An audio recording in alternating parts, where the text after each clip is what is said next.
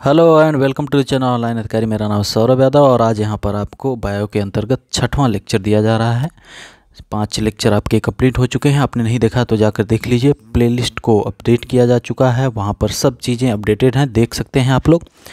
उसके अलावा हमने आपको बताया था कि ये सामने जो आपको दिख रहा है ये दृष्टि आईएएस की क्विक बुक है। उसके अलावा हमने और भी बताया आपको कि घटना चक्र ले लीजिए और सभी क्वेश्चन उसको बेहतर तरीके से सॉल्व करिए। उसका डिस्क्रिप्शन अच्छे से पढ़ लीजिए, हो सके तो थोड़ा बहुत नोट्स भी बना लीजिए और इस दृष्टि आईएएस की बुक में इसी पर लिख लीजिए और बार बार उसको रिवाइज करिए। आपको और कुछ पढ़ने की आवश्यकता नहीं है बायो के अंतर्गत। तो पिछले लेक्चर में हम लोग सिस्टम ऑफ ह्यूमन बॉडी के बारे में हमने देखा। हमने बताया कि पाचन तंत्र के अंतर्गत 2 भाग में बांटते हैं। तो सबसे पहले आहार नाल, सहायक पाचक ग्रंथियां, और आहार नाल में कई पार्ट होते हैं, 5 पार्ट होते हैं। मुख गुहा, ग्रसनी, ग्रासनली, अमाशय, छोटी आंत, बड़ी आंत, ये सब चीज़ें हैं। टाइलिन, लाइसोजाइम, इन सब के बारे में हम लोग देख चुके हैं। ग्रासनली अमाशय के अंतर्गत जो जठर ग्रंथियाँ उनके बारे में भी हमने देखा। आंत के बारे में हम आज फिर से देखते हैं। आंत के बारे में, इंटेस्टाइन के बारे में। मनुष्य के आंत की लंबाई 22 फीट होती है, हम पहले भी बता चुके हैं। क्या हमने बताया कि शाकाहारी जो लोग होते हैं उनकी आंत की लंबाई अपेक्षाकृत अधिक होती है, जिससे भोजन और शोषण हेतु अतिरिक्त पृष्ठ क्षेत्र मिल सके। ठीक है। मनुष्य के आंत को 2 भागों में बांटते हैं, एक छोटी आंत, एक बड़ी आंत। याद रखिएगा, सबसे ज़्यादा मतलब कि पाचन जो होता है, पूर्ण पाचन कहाँ होता है? छोटी आंत में होता है। और बड़ी आंत में सिर्फ जल का अवशोषण होता है। बड़ी आंत में जल का अवशोषण होता है। छोटी आंत 3 भागों में विभक्त होती है, डियोडेनम, जेजुनम और इलियम। ओके। अमाशय से निकलने के पश्चात भोजन अम्लान कायम कहलाता है।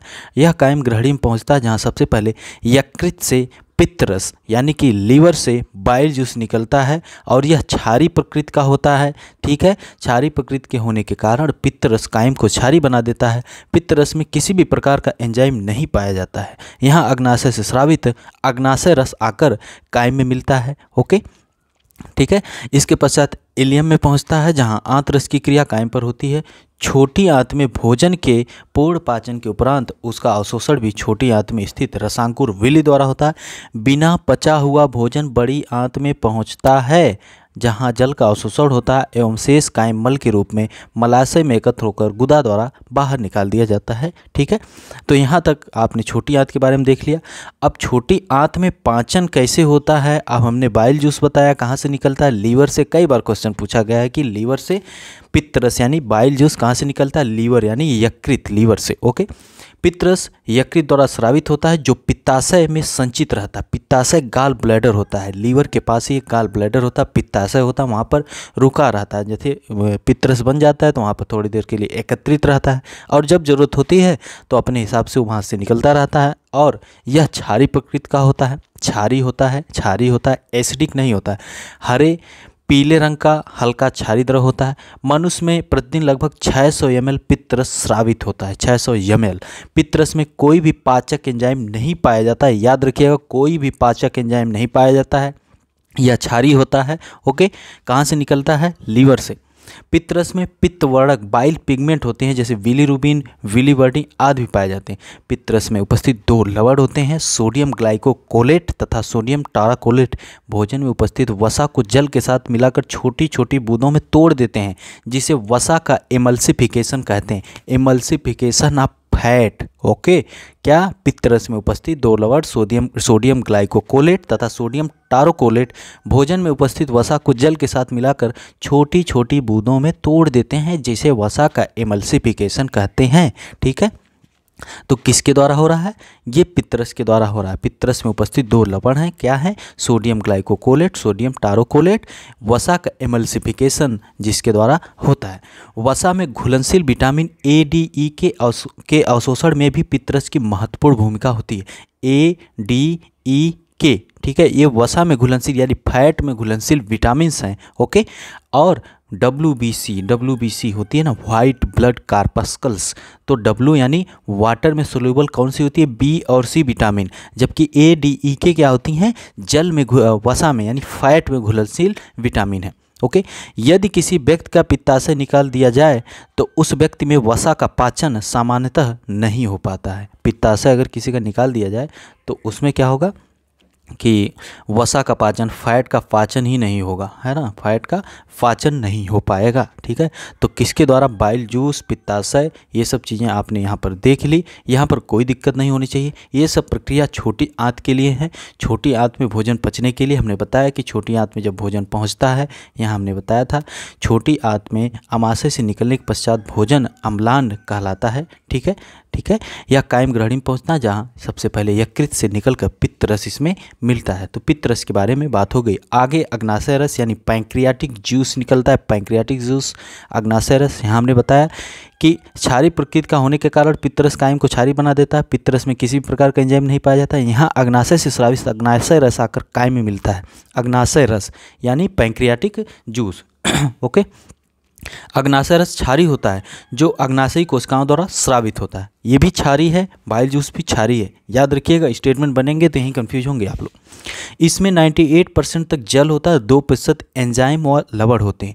जबकि अभी हमने पित्त रस में हमने बताया कि इसमें जो है कि कोई भी एंजाइम नहीं पाए जाते हैं। किसमें, पित्ताशय, सॉरी, इसमें जो आपने यहाँ देखा पित्त रस में कोई एंजाइम नहीं पाया जाता, लेकिन इसमें 2% एंजाइम व लवण सोडियम बाइकार्बोनेट होते हैं। ओके, इसमें कार्बोहाइड्रेट, वसा, प्रोटीन आदि सभी के पाचन के लिए पाचक एंजाइम उपस्थित होते हैं। इसे पूर्ण पाचक रस यानी कंप्लीट डाइजेस्टिव जूस कहते हैं। किसको, पैंक्रियाटिक जूस को। यही आज ही अभी याद कर लीजिए कि कंप्लीट डाइजेस्टिव जूस किसे कहते हैं, अग्नाशय रस यानी पैंक्रियाटिक जूस को कहते हैं। ओके, इसमें एंजाइम जैसे amylase, trypsin, chymotrypsin, carboxy peptidase, lipase आदि पाए जाते हैं। किसमें, अग्नाशय के जो रस निकलता है पैंक्रियाटिक जूस में, इसमें एंजाइम पाए जाते हैं। यह भी क्षारीय होता है।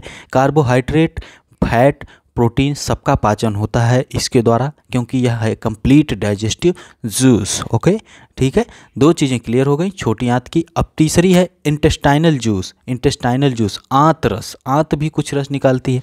यह हल्के पीले रंग का क्षारीय द्रव होता है जो आंत ग्रंथियों द्वारा स्रावित होता है। तो यह भी पीले रंग का है और क्षारीय होता है, यह भी क्षारीय है। मनुष्य में लगभग 2 से 3 लीटर आंत रस प्रतिदिन स्रावित होता है। आंत रस में निम्नलिखित एंजाइम उपस्थित होते हैं, माल्टेज, सुक्रेज, लैक्टेज। माल्टोज को ग्लूकोज में बदल देता है, सुक्रेज सुक्रोज को ग्लूकोज तथा फ्रक्टोज में बदल देता है, लैक्टेज लैक्टोज को ग्लूकोज तथा गैलेक्टोज में बदल देता है। ये याद रखिए, माल्टेज, सुक्रेज और लैक्टेज। ठीक है, ये सब एंजाइम उपस्थित होते हैं। किसमें होते हैं, आंत रस में। किसमें, आंत रस। ठीक है, इंटेस्टाइनल जूस। ओके, कोई दिक्कत नहीं होनी चाहिए यहाँ तक। इरेप्सिन डाई तथा ट्राइपेप्टाइड प्रोटीन के अवयव को एमिनो अम्लों में तोड़ देता है। तो ये माल्टेज, सुक्रेज, लैक्टेज, इरेप्सिन पूछा जा सकता है क्वेश्चन कि आंत रस में कौन से एंजाइम पाए जाते हैं या कौन से एंजाइम नहीं पाए जाते हैं। तो यहाँ से क्वेश्चन बन सकता है। तो माल्टेज, सुक्रेज, लैक्टेज, इरेप्सिन ये सब पाए जाते हैं और छोटे ही छोटे क्वेश्चन पूछे जाते हैं। यहीं से क्वेश्चन पूछे जाते हैं। अब यहीं से पूछ देगा, एक स्टेटमेंट बन जाएगा कि अग्नाशय रस जो होता है, पहला स्टेटमेंट कि अग्नाशय रस क्षारीय प्रकृति का होता है।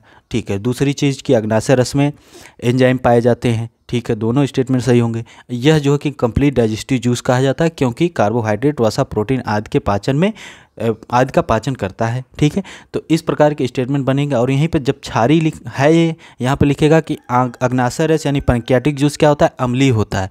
यूपीएससी भी यहाँ पर ध्यान दे सकता है। ओके, और कई बार पूछे गए हैं, पैंक्रियास वगैरह के बारे में क्वेश्चन पूछे गए हैं। ओके, अब बड़ी आंत की बात कर लें। बड़ी आंत की बात, बड़ी आंत छोटी आंत की तुलना में अधिक चौड़ी किंतु लंबाई में छोटी होती है। मनुष्य में यह लगभग 5 फीट लंबी तथा 2.5 इंच 2.5 इंच चौड़ी होती है। बड़ी आंत 3 भागों में विभक्त होती है, सीकम, कोलन, कोलोन कहते हैं, कोलन और मलाशय रेक्टम। मनुष्य में सीकम से एक मुड़ी ट्विस्टेड एंड कुंडलित लगभग 2 इंच लंबी रचना वर्मी फार्म अपेंडिक्स निकलती है। वर्मी फार्म अपेंडिक्स एक अवशेषी अंग है। ठीक है, बड़ी आंत में कोई एंजाइम स्राव नहीं करती। बड़ी आंत कोई एंजाइम स्राव नहीं करती है। इसका कार्य केवल बिना पचे हुए भोजन को कुछ समय के लिए संचित करना होता है और यहाँ जल और कुछ खनिजों का अवशोषण होता है। ठीक है, क्या करता है, बिना पचे हुए भोजन को कुछ समय तक रोके रहता है और जल और कुछ खनिज जो होते हैं, मिनरल्स होते हैं, उनको अवशोषित करता है। ओके, यहाँ पर कोई भी एंजाइम का स्राव नहीं होता है। आपने देख लिया, ठीक है। लेकिन यह 3 भागों में होती है और इसी में वर्मीफॉर्म अपेंडिक्स जो होती है अवशेषी अंग है, यह बड़ी आंत में है। ये याद रखिएगा चीज़ें। तो बड़ी आंत में ज़्यादा कुछ जानने के लिए नहीं था। अब हम एक बार पीछे चलते हैं और सभी चीज़ों को रिवाइज करते हैं ताकि कोई समस्या ना रहे। बड़ी आंत में हमने बताया कि यह बड़ी आंत छोटी आंत की तुलना में अधिक चौड़ी किंतु लंबाई में छोटी होती है। लंबाई में छोटी होती है, चौड़ी ज़्यादा होती है। ओके, ये याद रखिएगा, छोटी आंत की तुलना में। ओके, 3 भागों में विभक्त होती है, सीकम, कोलन और मलाशय। मनुष्य में इसमें वर्मीफॉर्म अपेंडिक्स एक होती है जो अवशेषी अंग है बड़ी आंत में। बड़ी आंत क्या करती है, कोई भी एंजाइम जो होता है उसका स्राव नहीं करती है, याद रखिएगा। इसका कार्य केवल बिना पचे हुए भोजन को शरीर में कुछ समय के लिए रखती है और उसके अलावा जल और खनिज यानी मिनरल्स और वाटर्स का अवशोषण करती है, बस। ओके, ठीक है। हम छोटी आंत के बारे में हमने देखा, छोटी आंत के बारे में। उसके पहले हम लोग अमाशय के बारे में देखे थे, जहाँ पर जठर ग्रंथियाँ हैं, जहाँ पर पेप्सिन, रेनिन, HCl यानी हाइड्रोक्लोरिक अम्ल और म्यूकस उसमें होते हैं। आंत की हम बात किए तो आंत में हमने 2 आंत होती हैं, एक बड़ी छोटी होती है, एक बड़ी। छोटी आंत में पाचन होता है, पूर्ण पाचन होता है। छोटी आंत 3 भागों में विभक्त है, डियोडेनम, जेजुनम और क्षुद्रांत। और अमाशय से जब निकल के भोजन यहाँ आता है तो काइम कहलाता है, अम्लान कहलाता है, ठीक है। यह काइम ग्रहणी में पहुंचता है जहाँ सबसे पहले यकृत से पित्तरस निकलता है। इसमें यकृत यानी लीवर से क्षारीय प्रकृति का होता है, यकृत यानी बाइल जूस हमने बताया आपको। और पित्तरस में किसी भी प्रकार का एंजाइम नहीं पाया जाता है। यहाँ अग्नाशय से स्रावित अग्नाशय रस आकर काइम में मिलता है। अग्नाशय से स्रावित अग्नाशय रस, ये वाला पैंक्रियाटिक जूस जिसको कहते हैं कंप्लीट डाइजेस्टिव जूस। ओके, इसके पश्चात यह इलियम में पहुँचता है जहाँ आंत रस की क्रिया काइम पर होती है। छोटी आंत में भोजन के पूर्ण पाचन के उपरांत क्या होता है कि उसका अवशोषण भी छोटी आंत में स्थित रसांकुर द्वारा होता है। बिना पचा हुआ भोजन काइम बड़ी आंत में पहुंचता है जहां पर जल का अवशोषण होता है, खनिज का अवशोषण होता है और फिर जो वेस्ट मटेरियल वो शरीर से बाहर निकाल दिया जाता है, ठीक है। छोटी आंत में पाचन की बात करें तो 3 चीज़ें हमने बताया बाइल जूस यानी पित्त रस की बात की है हमने, और उसके बाद हमने पैंक्रियाटिक जूस यानी अग्नाशय रस और तीसरा आंत रस यानी इंटेस्टाइनल जूस की बात की। हमने पित्त रस के बारे में बताया कि यह क्षारीय प्रकृति का होता है और गाल ब्लैडर यानी पित्ताशय में संचित रहता है, हल्का पीले रंग का और क्षारीय होता है। 600 ml प्रतिदिन एक व्यक्ति मनुष्य स्रावित करता है शरीर। पित्त रस में कोई पाचक एंजाइम नहीं पाया जाता, इसमें कोई भी पाचक एंजाइम नहीं पाया जाता, जबकि इसमें लवण होते हैं सोडियम ग्लाइकोकोलेट और सोडियम टारोकोलेट जो भोजन में उपस्थित फैट को यानी एमल्सिफिकेशन ऑफ फैट छोटे छोटे भागों में तोड़ देते हैं। ये चीज़ याद रखिएगा, ठीक है। और वसा में घुलनशील विटामिन जो होती हैं ADEK के अवशोषण में भी पित्तरस की महत्वपूर्ण भूमिका होती है। हमने ये भी बताया WBC यानी वाटर सोल्यूबल जो होती हैं B और C विटामिन होती है। ओके, ठीक है। यहाँ पर चीज़ें हो गई। आगे बढ़ते हैं। आगे हमने कहा कि अग्नाशय रस पैंक्रियाटिक जूस यह भी क्षारीय प्रकृति का होता है, लेकिन इसमें एंजाइम 2% पाए जाते हैं, 98% जल होता है और कुछ लवण भी हैं, सोडियम बाइकार्बोनेट होता है। यह कंप्लीट डाइजेस्टिव जूस इसको कहा जाता है यानी पूर्ण पाचक रस कहा जाता है। कार्बोहाइड्रेट, वसा, प्रोटीन आदि के पाचन के लिए पाचक एंजाइम इसमें उपस्थित होते हैं, ठीक है, इसीलिए पूर्ण पाचक रस कहा जाता है। इसमें एंजाइम होते हैं amylase, trypsin, chymotrypsin, carboxy peptidase, lipase आदि एंजाइम इसमें पाए जाते हैं। ये जो एंजाइम है इनको आप किसी भी प्रकार से याद करिएगा, क्योंकि जब क्वेश्चन थोड़ा सा टफ किए जाते हैं तो ये सब पूछे जाते हैं, ये जो एंजाइम इसमें पाए जाते हैं। जबकि हमने बताया आपको कि अग्नाशय में यहाँ पर पित्त रस में कोई भी एंजाइम नहीं पाए जाते हैं। आंत रस की हम बात करें तो आंत हल्के पीले रंग का, ये भी क्षारीय होता है और इसमें भी एंजाइम पाए जाते हैं। 2 से 3 लीटर प्रतिदिन आपकी आंत जो है इसका स्राव करती है। इसमें माल्टेज, सुक्रेज, लैक्टेज और इरेप्सिन होते हैं, ठीक है। तो यहाँ पर ये चीज़ें हो गई, ये क्लियर होगा, ये सब एंजाइम इसमें पाए जाते हैं। और बड़ी आंत की हमने बात की थी तो बड़ी आंत हमने आपको बता दिया। तो यहाँ तक आपको कोई समस्या नहीं होनी चाहिए अपनी कॉपी में। और यहाँ पर जो आप घटना चक्र है उसमें से क्वेश्चन को देखिएगा और यहाँ पर कुछ चीज़ें वहाँ से मिलें तो आप नोट कर लीजिएगा और इसको बार बार रिवाइज करिए। इस किताब को रिवीजन अगर आप नहीं करेंगे तो कोई मतलब नहीं है आपकी पढ़ाई का, क्योंकि आप एग्ज़ाम में जाकर भूल जाएंगे। एग्ज़ाम के समय में आपका दिमाग जो होता है सभी विषयों को एक साथ लेकर बैठता है, इसलिए जब चीज़ें रिवाइज रहेंगी तो चीज़ें थोड़ा याद रहेंगी। ओके, ठीक है। चलिए आगे बढ़ते हैं, थोड़ा सा और बता देते हैं। 14-15 मिनट हो चुका है, लेकिन हम यकृत यानी लीवर और पैंक्रियास के बारे में आपको बता देते हैं। लीवर यानी यकृत, और यही यकृत है लीवर, जिसको कहते हैं मेरे जिगर का टुकड़ा, मेरे जिगर का छल्ला, है ना। तो यही लीवर है जिसको हाउसवाइफ कहा जाता है, हाउसवाइफ कहा जाता है, ठीक है।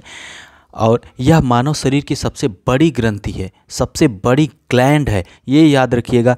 कई बार क्वेश्चन पूछेगा मानव शरीर की सबसे बड़ी ग्लैंड क्या है, सबसे बड़ी ग्रंथि कौन सी है, तो लीवर है।